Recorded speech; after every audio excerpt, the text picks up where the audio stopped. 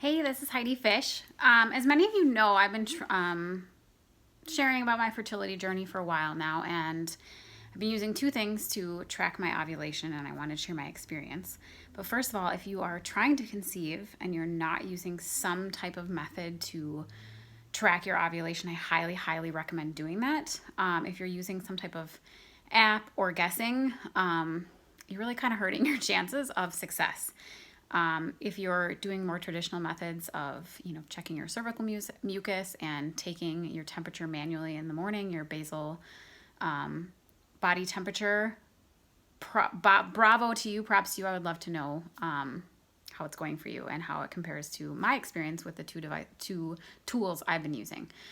So I use two things, ovulation pee sticks and the Ava bracelet. So I was using ovulation pee sticks for probably 16 months or so.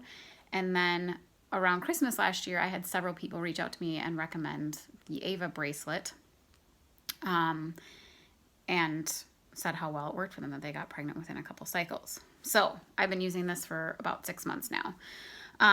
The ovulation sticks test your hormones, luteinizing hormone, and I can't remember the other one off the top of my head, but it measures two hormones to see when you're in high fertility and peak fertility.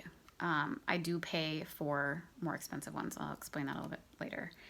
And then the watch, I thought that it would have some like amazing metrics and that it was like gonna check my hormones all month long, and it measures your pulse, your basal body temperature, and how many hours of sleep you get, and your breathing rate. It also measures your variable heart rate, but I never really look at that metric because it's super sporadic and very individual to each person. So someone had recommended trying or doing the ovulation sticks still. So I did 1 month, both of them at the same time. And what I found was that the ovulation stick told me that I was ovulating based on my hormones about 3 days earlier than the Ava bracelet told me. And when I actually look at my chart on the Ava bracelet, you get an app and I can look at where it is. I actually, if I were to look at it, I would pinpoint where I ovulated the same day that this did. Whatever parameters it's using, it's telling me that I'm ovulating later than when my body's hormones are telling me I'm ovulating. So I actually feel like I trust this better.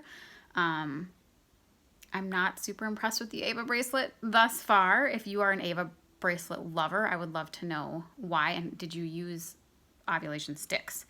So with that being said, the Ava bracelet is about $400. I did a payment plan, but I did pay for the 1-year pregnancy guarantee. So if you don't get pregnant in a year, you get your money back. This is the pee stick brand. Just call them pee sticks. Clear blue.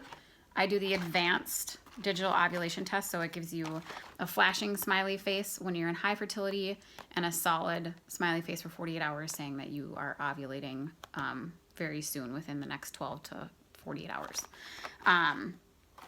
This can come in quantities of 10 or 20. 10 of them are $30. 20 of them are $40. I don't know why on earth you would only buy 10. And once you use them a couple months, you'll kind of find the window, the sweet spot of when you need to be using them. And I can get a box of 20 to last me at least 3 cycles, sometimes 4. So it truly isn't that bad. You're not dropping, that would be like if I got it through 4 cycles, it's $10 a month, which is actually cheaper than the Ava, but these don't come with a money back guarantee.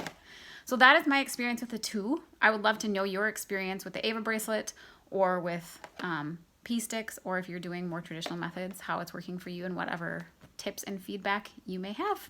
Have a great day.